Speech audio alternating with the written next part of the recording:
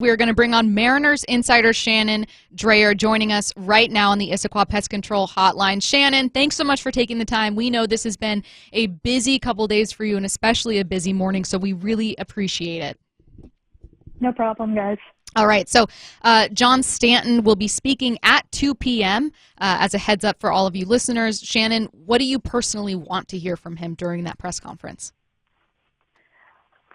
You want some explanations for what was heard in that Rotary speech. I think that the biggest concern that a lot of people have is, what does that represent as far as the Mariners organization goes? What we see on a day-to-day basis is kind of from that level down. You interact with the players, you interact with the manager, the GM, and the player development staff, and you see that all pulling in one direction. And the comments that were made by Kevin Mather were alarming on so many levels, and just the number of players and people and fans and everything, situations that were disrupted by what he said. And you want to hear, and John Stanton said in the statement, we have to do better, and we are going to get to work on that right away. What does that mean? What does he see? What do they do to get to the bottom of what happened in that Rotary meeting and the things that were said? You want to separate that. You saw the statement from the Players Union. They didn't say Kevin Mather. They said the club. That's the perception right now. So where do you go from there with that being the perception? And you also want to hear about, and they haven't had a lot of time, obviously, to figure out what they are going to do here, but what are the plans for bringing in the next president? All very good points, Shannon. That's one of the biggest things that I have questions about moving forward.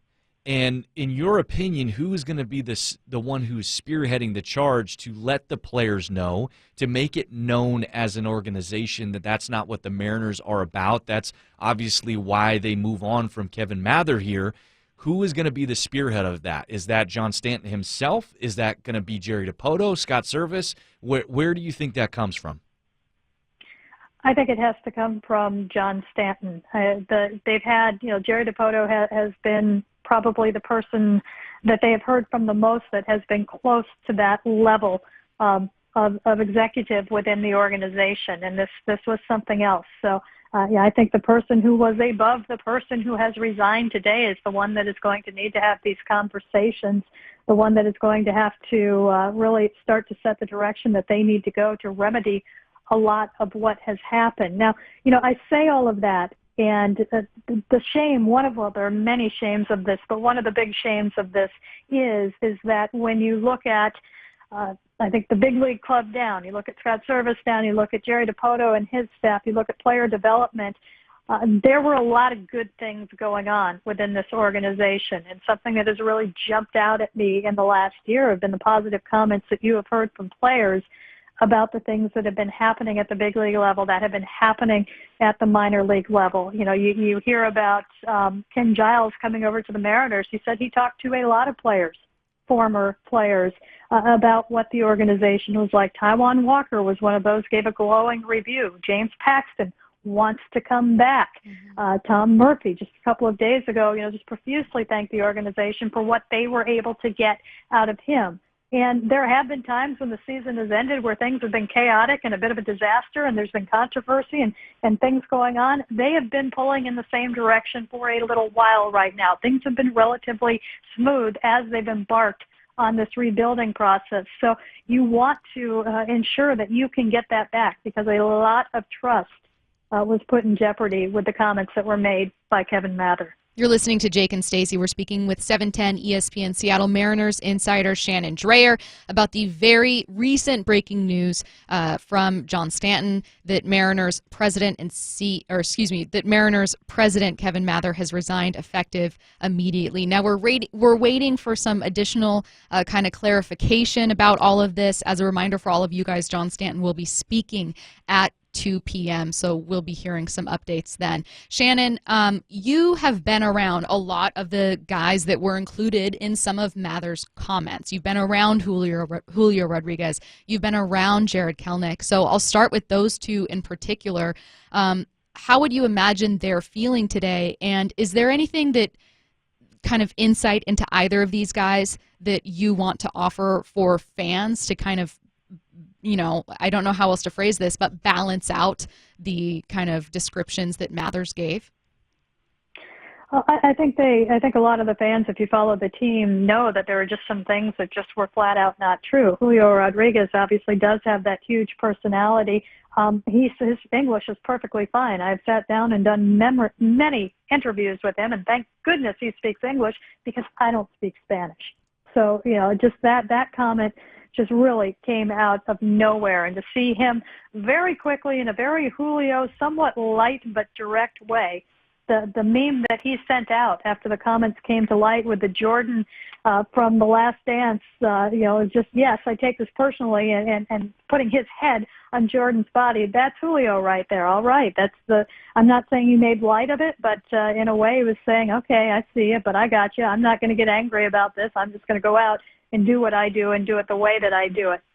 With Jared Kelenic, I don't think anything was a surprise. I'm sure he and his representation would rather it not come out that there was an offer, that those are private things.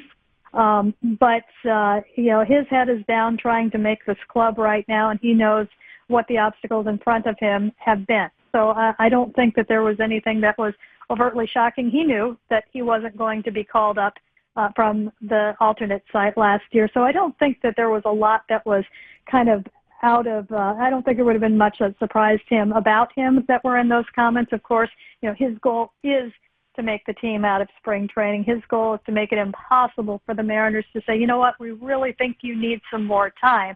And I would imagine that's his focus right now. Now, Shannon, going on along with that, do you believe that this puts the organization in a tough spot when you talk about trying to mend fences and make amends and do all those things, that if Jared Kelenic in any way was upset by some of these comments, not that he didn't know that this was going on, but it's out there, it's public, right? Does this put the Mariners in a spot where, in a show of good faith, they maybe change up their strategy in terms of their thought process, in terms of Kelenic breaking camp with the team? I really don't think so, because the goal all along has been to make sure that he is where he needs to be when you bring him up.